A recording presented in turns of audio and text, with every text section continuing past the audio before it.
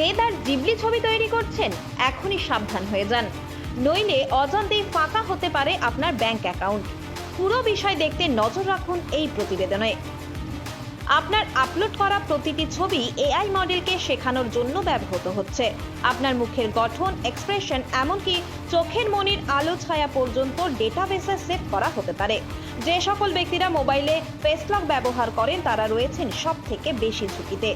আপনি মনে করছেন, আহা কত সুন্দর অ্যানিমেশন বানালাম, কিন্তু পর্দার পিছনে আপনার বায়োমেট্রিক ডেটা অর্থাৎ শারীরিক বৈশিষ্ট্য সংগ্রহ করে এআই কোম্পানিগুলি তাদের মডেলকে আরও শক্তিশালী করছে, যা ভবিষ্যতে তারা কমার্শিয়াল প্রোডাক্টে বিক্রি করবে বা গভীর পর্যায়ে ব্যবহারকারী প্রোফাইলিংয়ে লাগাবে।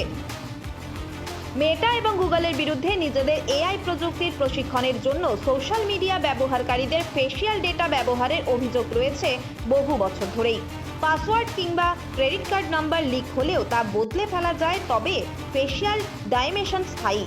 একবার খোয়া গেলে তা এআই এর হাত থেকে উদ্ধার করা কার্যত অসম্ভব।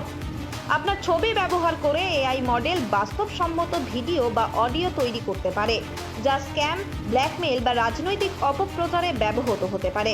সেক্ষেত্রে জিবলি তৈরি করলেও কিভাবে ফেসিয়াল ডাইমেনশনের তথ্য পাচার হওয়া রোখা সম্ভব? বায়োমেট্রিক পরিচিতি লিক হওয়া আটকাতে কি করা উচিত? এআই প্ল্যাটফর্মগুলিতে নিজের এইচডি ছবি আপলোড করবেন না।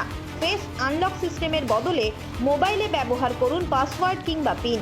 যে কোনো পরিচিত কিংবা অপরিচিত অ্যাপে ক্যামেরা ব্যবহারের পারমিশনে ক্লিক করবেন না। সরকার এবং টেক সংস্থাগুলিকে বায়োমেট্রিক তথ্যের ব্যবহার নিয়ে ডেটা প্রকাশ করার জন্য অনুরোধ করুন।